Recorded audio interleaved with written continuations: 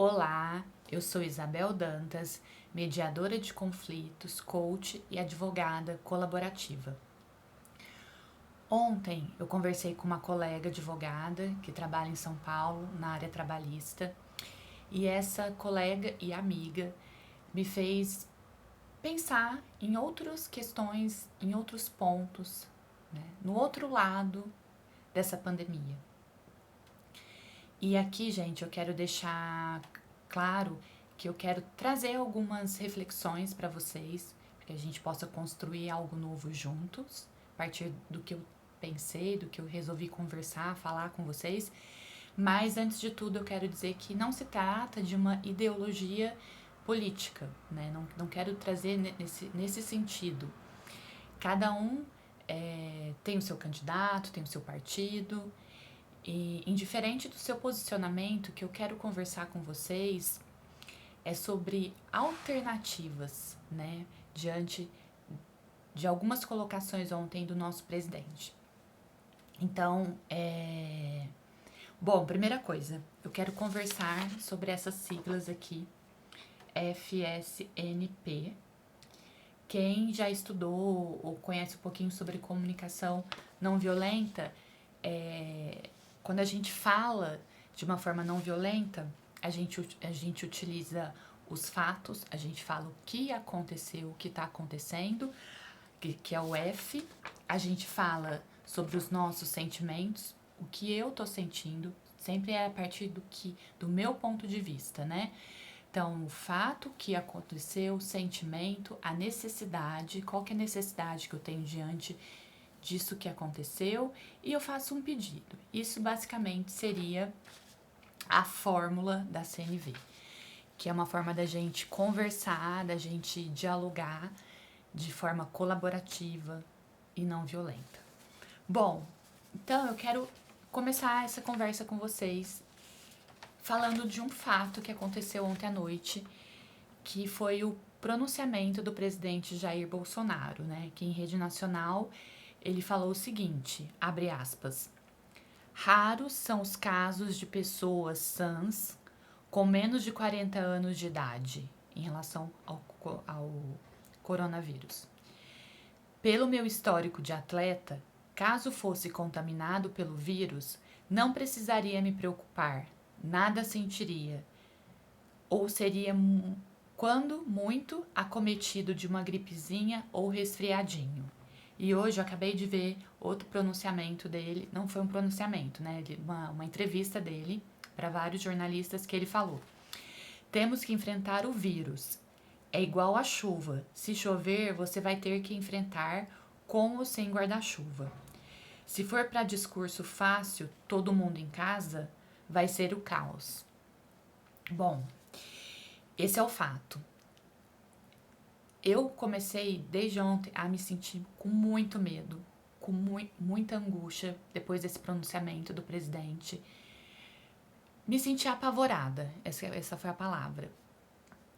E hoje, diante de tudo que está acontecendo, eu tenho a minha necessidade, eu acho que a necessidade da maioria das pessoas é a gente ter tranquilidade e coerência no discurso dos nossos líderes, né?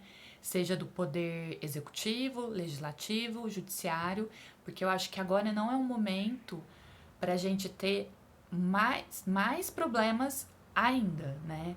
Que a situação já é muito desafiadora, mundialmente falando, e eu acredito que essa necessidade de a gente ter uma necessidade mesmo de paz, de tranquilidade, é algo que, né, isso tá acontecendo com todo mundo, imagino eu.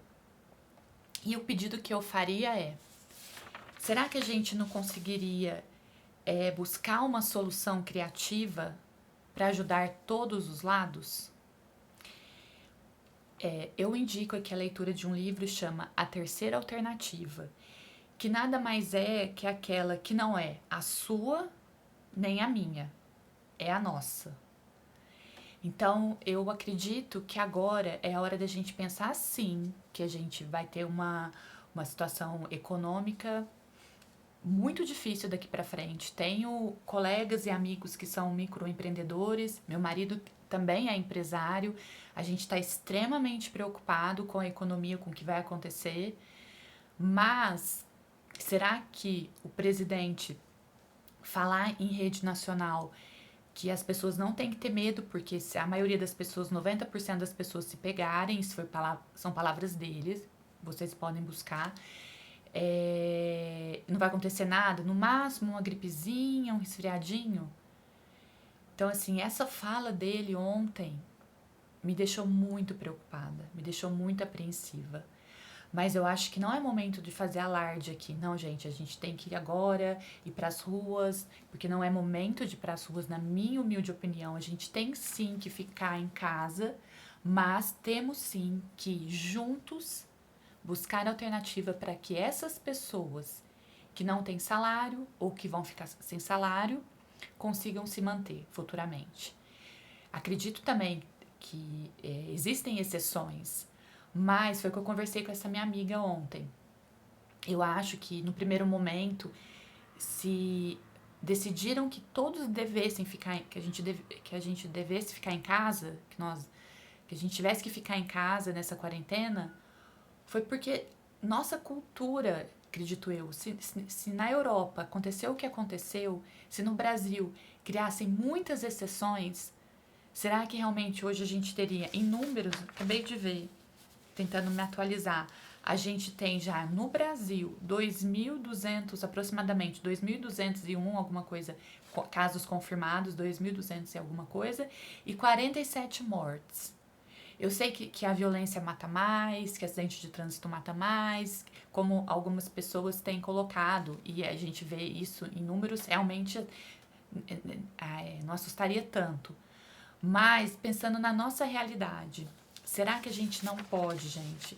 Não é que ele esteja certo, a gente esteja certo. O que a gente pode junto? Um povo brasileiro que é tão criativo, o que a gente pode construir para ajudar ambos os lados? Essa reflexão que eu deixo para vocês. Um grande abraço e bons diálogos para vocês.